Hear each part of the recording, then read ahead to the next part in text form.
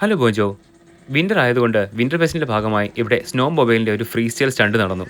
ഞാനും അത് കാണാൻ പോയി. നമ്മുടെ നാട്ടിലെ ബൈക്ക് സ്റ്റണ്ട് പോലെ തന്നെയാണ് ഇതും എനിക്ക് തോന്നിയത്. പക്ഷേ ഇതിൻ്റെ അകത്ത് സ്റ്റണ്ട് കാണിക്കുന്നതിന് കുറച്ച് നല്ല സ്കില്ല് തന്നെ വേണം. എന്തായാലും നിങ്ങൾ കണ്ടു നോക്കൂ.